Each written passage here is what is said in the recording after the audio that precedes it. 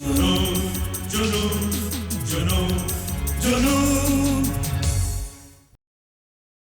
से न्यू बॉम्बे तक कार में कितना वक्त लगता है? कोई 1 घंटा लगेगा। खैरियत तो है ना? खैरियत होती तो अदालत की कार्रवाई आधी छोड़कर यूं क्यों चला आता? तुम्हारे साहब ने आज जिंदगी में एक जबरदस्त भूल की है। अदालत में बयान देते वक्त एक ऐसी भूल की है कि अगर फौरन कार्रवाई न करे तो तबाही मच जाएगी। मैं अब आपके सामने एक और पुलिस केस पेश करता हूं जो मनमोहन धनराज के खिलाफ दर्ज किया गया। स्वामी महंत सत्यानंद के आश्रम में धनराज खानदान के इस सपूत ने क्या गुल खिलाया है, यह आप उन्हीं की ज़बानी सुनिए। स्वामी जी, क्या आप यहां आने का कष्ट करेंगे?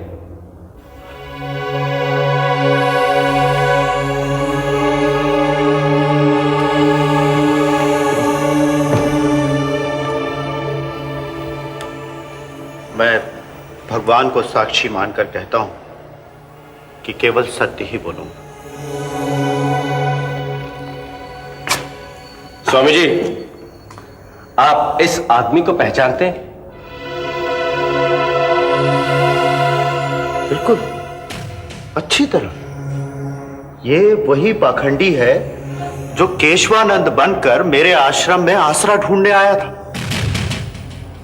ऐसा कपटी आदमी आज तक नहीं देखा मैंने। डाकू था वो, डाकू।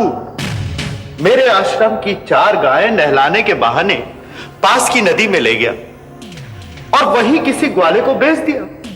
उसके बाद से उसने शक्ल तक नहीं दिखाई मुझे।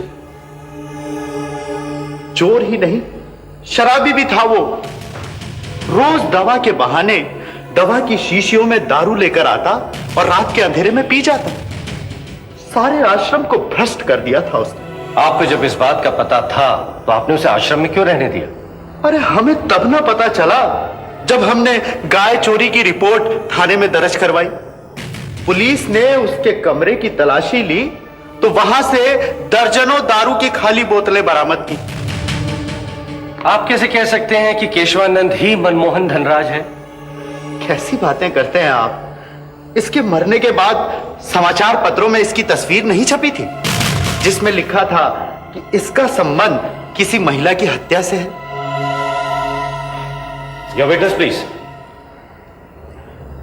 No questions your honour. आप जा सकते हैं स्वामी जी।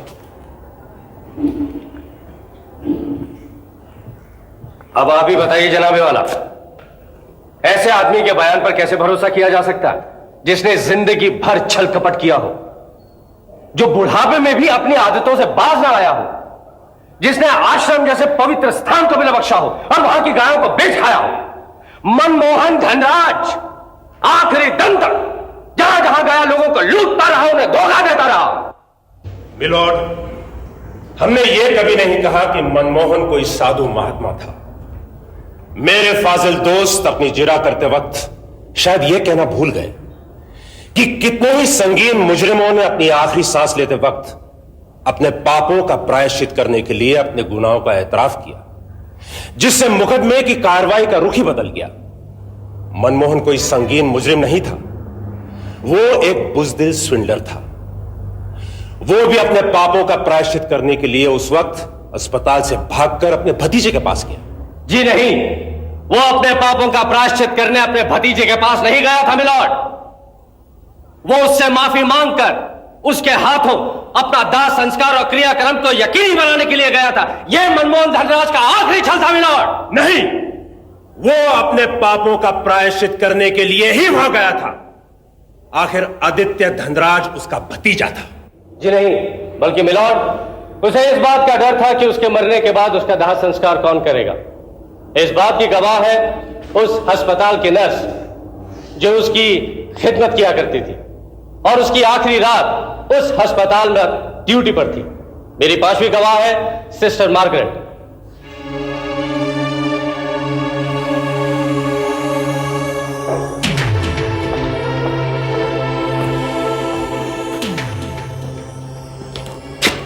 क्या आप इस तस्वीर को पहचानती हैं?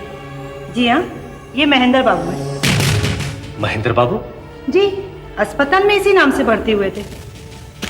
क्या पूरे यकीन के साथ कह सकती हैं कि ये तस्वीर महेंद्र बाबू की है? जी हाँ, क्योंकि मैंने इन्हें पूरा 1 महीना अटेंड किया है। क्या बीमारी थी इन्हें? Cirrhosis of liver. शराब पी पी कर अपना कलेजा जला लिया था। अच्छा, अस्पताल से भागने से पहले इनकी हालत कैसी थी? बुरी, बहुत बुरी। शिद्दत का दर्द तो था ही, लेकिन अंदर ही अंदर उन्हें एक गम खाया जा रहा था कि मरने के बाद उनकी लाश का क्या होगा। वो बार बार मुझसे पूछते थे, सिस्टर मरने के बाद मेरी लाश का क्या होगा? ना ही मेरा कोई वारिस है और ना ही मेरे जेब में पैसे हैं कफन दफन के लिए। आपने कब देखा कि वो अस्पताल से गायब हो गया? सुबह ड्यूटी चेंज करते वक्त जब मैं चार्ज दे रही थी। जब आपने ये देखा कि वो वहां पर नहीं है, तब आपने क्या किया? क्या करती, अथॉरिटीज को इन्फॉर्म किया। उन्होंने पुलिस में कंप्लेन कर दी। Your witness please. No questions your honour.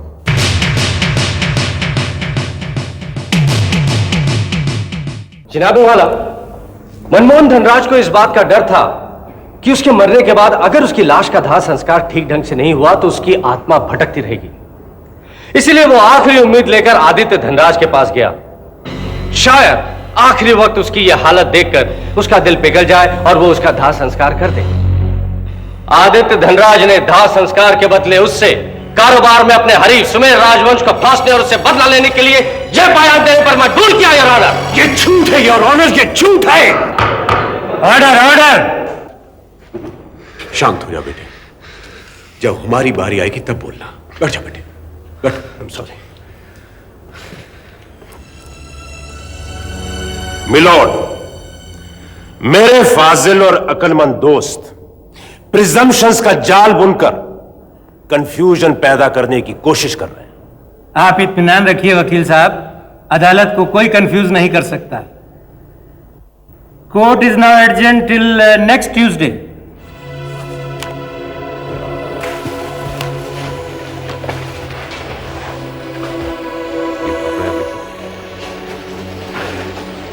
Where's your permit?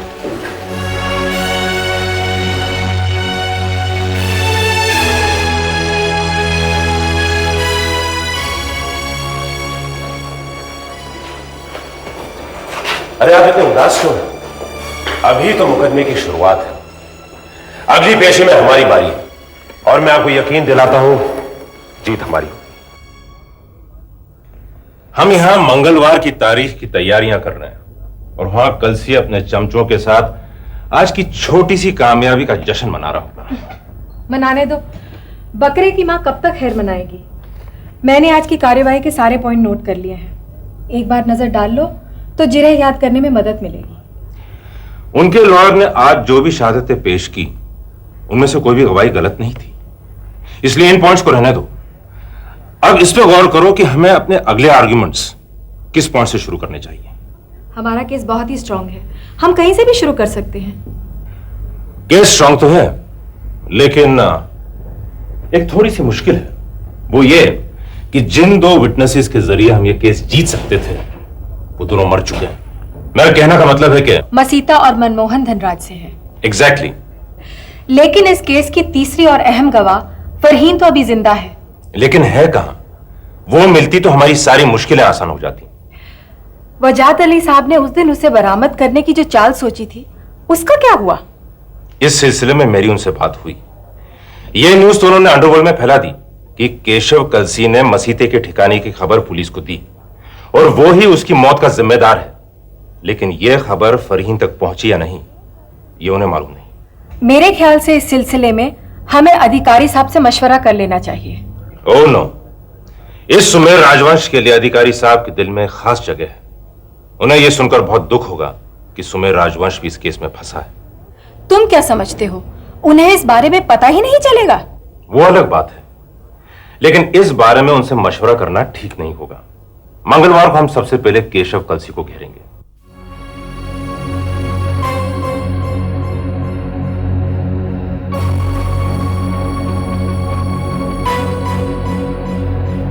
लीजिए उसको।